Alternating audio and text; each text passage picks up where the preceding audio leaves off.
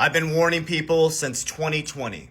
Do you remember when the World Economic Forum said you're going to own nothing and be happy? We kind of stopped that conversation. I hope to give you a different lens or a different perspective. Now, I know we let that kind of ride off in the sunset with the old administration. Now, what I'm about to share with you is my opinion, my research. You have to make your own decisions, but I'm here to give you a different lens. I'm here to calm you down, and I'm here to help you take the middle ground. So just hear me out, okay? Remember they said you're gonna own nothing and be happy. Now this is not conspiracy. You can go, this is their model. This is on the World Economic website. It was the biggest thing we were talking about. All of us were posting about this. And it kind of faded off when the new administration came in. But I wanna remind you guys, don't lose sight. Larry Fink sits on the board of trustees for the World Economic Forum.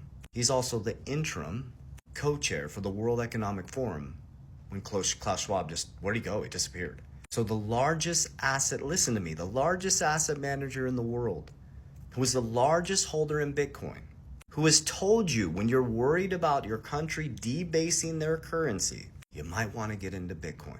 It's literally the head or interim head on the board of trustees, which their job is to move the mission forward to the World Economic Forum, is you will own nothing and be happy.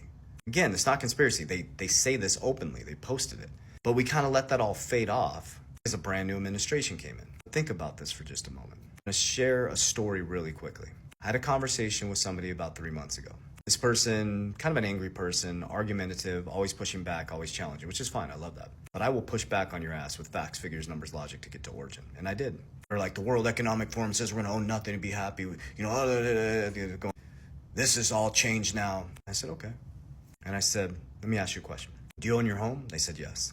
I said, oh, cool, awesome. You have the deed? It's paid off? Well, no. I said, you don't own your home. The bank does. Well, yeah, I do. I said, you don't own the home. The bank does. I said, do you own your car? Well, yeah. I said, cool, you have the title in hand? Well, no, I have a payment. I said, you don't own your car. I said, let me ask you a question. Do you own your phone? I said, admittedly, like we have, business phones. And I said, we just do the payment thing. And, I'd rather take $1,500 and put it in XRP, a shitload of money in the future versus paying for this piece of shit phone. I shouldn't say that because it's helped me reach you guys. Sorry, phone. He said, well, yeah, I did the same thing. I said, so you actually don't own your home. You don't own your car. You don't own your phone. And you're effing miserable. I said, so they're trying to tell you you're going to own nothing and be happy. I said, you own nothing now and you're miserable. He's like, well, I said, no, not well anything. You don't own anything and you're miserable. And all you do is complain. And all you do is bitch about the government. And all you do is wait for them to fix it. You think now it's going to be fixed. And then 3 months later, Trump posts, President Roosevelt, 30-year mortgage. Then he posts, President Trump, 50-year mortgage. And then soon after that, around the same time, he posts about $2,000 stimulus checks off tariffs. Larry Fink sits on the board of trustees for the World Economic Forum. Larry Fink is the largest holder in Bitcoin. Trump, out of billionaires, is the largest holder in Bitcoin. Trump and his family created World Liberty Financial, World Bank. They have the fastest growing stablecoin USD1. Eric Trump owns American Bitcoin, which I started investing in as a stock. They're owning the infrastructure. They went from 0 Bitcoin to 4,000 Bitcoin in just 4 months. The Trump family's wealth will increase within the next 24 months more in crypto than it did their whole legacy in real estate. And he's about to lower interest rates, and they're about to print money, baby. This thing is gonna burr.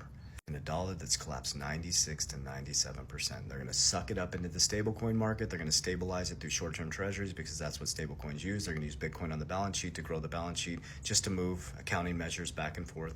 They're gonna revalue gold. I believe they're gonna buy the Bitcoin at the revaluation. It's just money. It's because there's no real money. It's just data moving back and forth. So now you're gonna have a 50-year mortgage. You're never gonna pay off your mortgage. The average American moves, I don't know, it's really short. I think it's maybe don't quote me on this, someone, real estate person. I think it's every 7 years people move, right?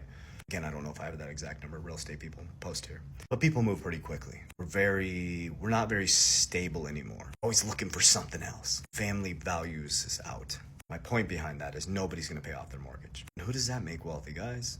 The banks are like, yes, 50-year mortgage? Are you kidding me? Hell yeah, because they're not lending you their money.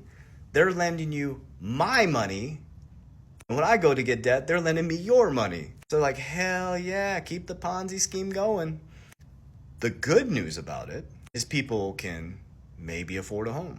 But remember, you don't own that home unless you pay it off. Even when you pay it off, you own the taxes on that land. If You don't ever really own your home. And then we put so much value on owning a car, freaking liability that just goes down in value. My point behind all of this is there's a reason why Trump owns so much Bitcoin. There's a reason why Eric Trump created American Bitcoin. There's a reason why Larry Fink is the #1 holder in Bitcoin through IBIT. There's a reason why Ray Dalio was like, Bitcoin now, maybe we should look at it. There's a reason why the third wealthiest person in Mexico holds 70% of their wealth in Bitcoin. Take Bitcoin out of it. You are in a massive debt bubble, in a massive stock market bubble. And guess what? There's always a winner and there's always a loser. And the winner is the one that's on the right side of the interest quadrant, because there's only debt in the system. You're either paying it or you're earning it. That's it. So I've learned to get off this side and go over to the earning side. I studied the cash flow quadrant, Robert Kiyosaki. I built companies. I built an S-Corp. I have very little personal debt. Only debt that's created is something that creates an asset or for a business that generates income. I take my income, which is different than cash flow, and I create cash flow. With that cash flow, I buy assets. So income coming in from businesses, I buy assets to beat inflation. I use fixed supply assets like XRP and Bitcoin and many others. And I buy dividends that pay me cash flow, and I de-risk out of those because they're in the market, and I put it into Bitcoin and XRP. And then I have protection, which is insurance. It's the bottom of the risk pyramid. The reason why it gets a bad rap, #1, agents aren't setting them up properly. #2, their insurance policies, there's cost of premium. #3, they don't structure them properly. They set it and forget it. These aren't set it and forget it. They're set them up and manage them and understand them. They need money in them. They're cash value life insurance. They need cash in them to work. And we leverage it as a family bank at 5%. Very low margin risk. There's no margin risk. Comes off your death benefit. And then we go buy what? Not Lambos, not Ferraris. Cash flow, assets that pay off the debt. Richest man in Babylon. So you're going to own nothing and be happy. Well, maybe it's you own nothing now and you're unhappy and you're waiting for a savior. Or maybe it's time to create a disciplined budget. Maybe it's time to understand macro and microeconomics. Maybe it's time to understand the debt-based society. And maybe it's time for you to understand how to save, then spend, not spend, then save. And if you're the head of the household, man, it's time to get your shit together. Because I'll tell you what, they're going to lower interest rates, print a ton of money and devalue your currency. And what most indoctrinated Americans are going to do, they're just going to refinance and make the banks wealthier. Now, I'm not saying don't get a home. That's not what I'm saying. That's what a lot of people are going to get through this message. You're going to see the comments because they didn't make it this far. Oh, they should. That's not what I'm talking about. I think you should own a home. I think you should. But I make different types of moves. Like I'm making a move personally right now. I'm moving in silence. I'm making a move right now with real estate. It's going to help me dramatically on my taxes. There's no emotion in it. I'm taking the savings and I'm putting it into fixed supply assets that appreciate way more than the real estate. It's just time to think differently. Time to read the right books. Richest Man in Babylon, Wisdom of King Solomon, Inside the Bible, Richest Man, I said that already. Cash Flow Quadrant, Rich Dad, Poor Dad, Secrets of the Millionaire Mind, Think and Grow Rich, it's in the title. Intelligent Investor, play Monopoly over and over and over again. So, I hope that you own everything, and I hope to God that you are happy. But remember, I'll leave you with this. All this bullshit in 3D world is temporary. None of this is ours. Where the true wealth comes from is God and Jesus Christ. If all this collapsed, I'm still the richest man in the world. And I love you. Warriors, rise! Get your shit together. Love you.